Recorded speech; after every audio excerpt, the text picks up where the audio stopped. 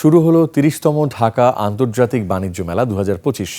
Paper and packaging প্রোডাক্টকে বর্ষপূর্ণ ঘোষণা করে মেলার উদ্বোধন করেন বাণিজ্য উপদেষ্টা শেখ বশিরউদ্দিন। দেশি বিদেশি ৩২৭টি প্রতিষ্ঠানের অংশগ্রহণ থাকছে এবারের মেলায়। বাংলাদেশকে বিশ্ববাজারের সাথে যুক্ত করতে এ মেলা গুরুত্বপূর্ণ ভূমিকা রাখবে বলে মন্তব্য করেন বাণিজ্য উপদেষ্টা। খালিদ ইবনে মিজানের রিপোর্ট।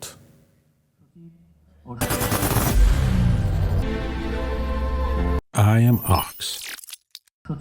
শনিবার সকালে নারায়ণগঞ্জের রূপগঞ্জে পূর্বাচলের বাংলাদেশ চায়না ফ্রেন্ডশিপ এক্সিবিশন সেন্টারে শুরু হলো ৩০তম ঢাকা আন্তর্জাতিক বাণিজ্য মেলা।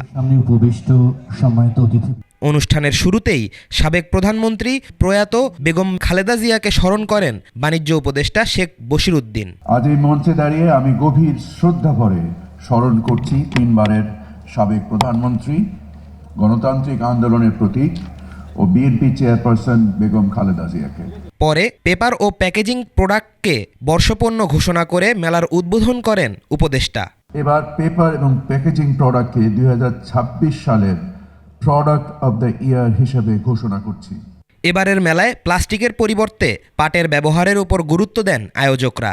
আমরা বাংলাদেশের অর্থনৈতিক উন্নয়নে যেমন কাজ করতে চাই, আমরা সামগ্রিকভাবে বাংলাদেশের সকল মানুষের জীবনমান উন্নয়নে আমাদের যে ব্যবসার সম্প্রসারণের ধারা সেটি আমরা অব্যাহত রাখতে চাই।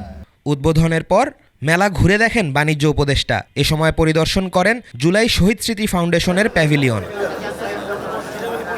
মেলায় বাংলাদেশের ৩১৬ এবং ভারত, তুরস্ক, সিঙ্গাপুর, ইন্দোনেশিয়া, হংকং ও মালয়েশিয়ার ১১টি সহ মোট ৩২৭ প্রতিষ্ঠান অংশ নিচ্ছে। অন্যবারের তুলনায় এবার বিদেশি প্রতিষ্ঠানের সংখ্যা কম হওয়ায় দুঃখ প্রকাশ করেন বাণিজ্য উপদেষ্টা। বিদেশিদের আসার ক্ষেত্রে আগ্রহর ঘাটতি থাকে, কারণ ১ মাস ব্যাপী কোনো আন্তর্জাতিক মেলা আসলে হয় না। এবারের বাণিজ্য মেলা চলবে জানুয়ারি মাস ব্যাপী। খালিদ ইবনে মিজান, ২১ টেলিভিশন, ঢাকা।